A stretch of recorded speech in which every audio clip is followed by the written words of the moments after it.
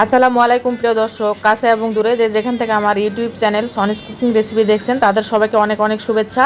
আমি নাসরিন সনি, নওগাঁ জেলা নজরুপুর থেকে বলছি। আজকে আমার রেসিপিতে নিয়ে চলে এসেছি রেস্টুরেন্ট স্টাইলে ভেজিটেবল ফ্রাইড রাইস। এই রেসিপিটা একদমই অল্প সময়ের মধ্যে অল্প কিছু উপকরণ দিয়ে রান্নাটা আপনাদের কাছে শেয়ার করে দেখাবো। আশা রাখবো আপনাদের কাছে ভালো লাগবে। তো চলে যাই মূল রেসিপিতে।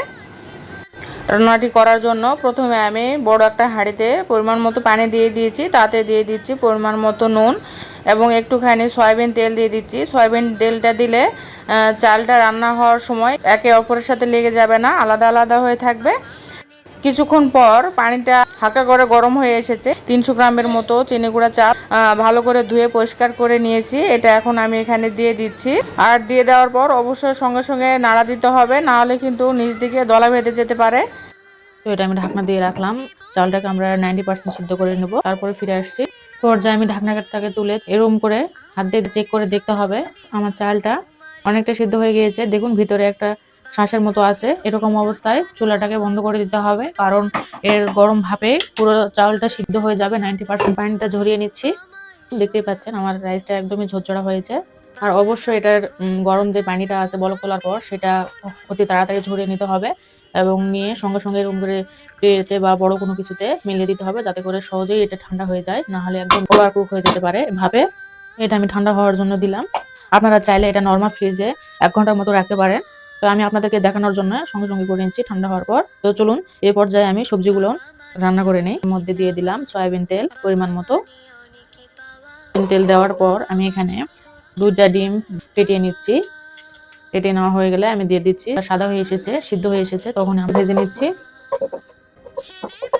ডিমের মধ্যে দিয়ে দিচ্ছি 1/2 চামচের মতো নুন, দিয়ে দিচ্ছি 1/4 চামচ গোলমরিচের গুঁড়া, দিয়ে ভালো করে আবারও নেড়ে নিচ্ছি।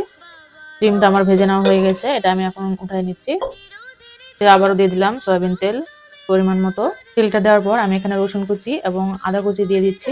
এখানে রসুন কুচি এবং আদা কুচিটা খুব একটা ভেজে নিব না, এর যেন ব্রাউন কালারটা না আসে।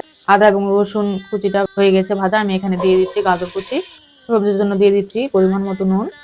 এটা আমি 2-3 মিনিটের মতো এরকম করে ভেজে নিচ্ছি। এই সবজিগুলো সিদ্ধ হতে একটু দেরি লাগবে, সেই সবজিগুলো আগে দিতে হবে, আর যে সবজিগুলো তাড়াতাড়ি সিদ্ধ হয়ে যায় সেই সবজিগুলো পরে দেব।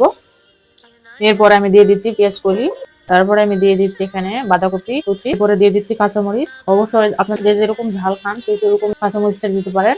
অবশ্যই একদম ভেজে নেওয়া যাবে না বেশি করে, কারণ আপনারা জানেন চাইনিজ রেস্টুরেন্টের যে ফ্রাইড রাইসগুলো দেয়, ভেজিটেবল ফ্রাইড রাইস, সেগুলোর সবজিগুলো আস্ত থাকে এবং সেগুলো অবশ্যই একটু করে পুরোপুরি সিদ্ধ হয় না।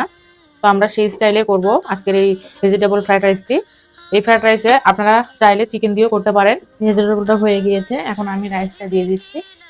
রাইসটা দেওয়ার পর দিয়ে দিচ্ছি স্বাদ মতো নুন, আর দিয়ে দিচ্ছি গোলমরিচের গুঁড়া 1 চামচ, মিশিয়ে নিচ্ছি। আর অবশ্যই এ পর্যায়ে চুলার তাপটাকে মিডিয়াম এবং লোয়ের মাঝামাঝি রাখতে হবে। এরপর আমি দিয়ে দিচ্ছি এখানে হোয়াইট ভিনেগার 1 টেবিল চামচ, আর সয়া সস দিয়ে দিচ্ছি, আমি লাইট সয়া সস দিয়েছি। এরপর আমি সবগুলো ভালো করে আবারও মিশিয়ে নিচ্ছি। এরপর আমি দিয়ে দিচ্ছি সস। এরপর আমি দিয়ে দিচ্ছি ডিমগুলো, ভেজে রাখা ডিমগুলো, এটা আমি ভালো করে মিশিয়ে নিচ্ছি। এবং সবার শেষে দিয়ে দিচ্ছি 1 টেবিল চামচ পরিমাণ চিনি। চিনিটা দিলে একদম রেস্টুরেন্টের মতো স্বাদটা আসবে, আপনারা চাইলে নাও দিতে পারেন। তো আমি ফ্রাইড রাইসটা রেডি হয়ে গেছে, এখন আমি পরিবেশনের পালা, আমি পরিবেশন করে দেখাচ্ছি।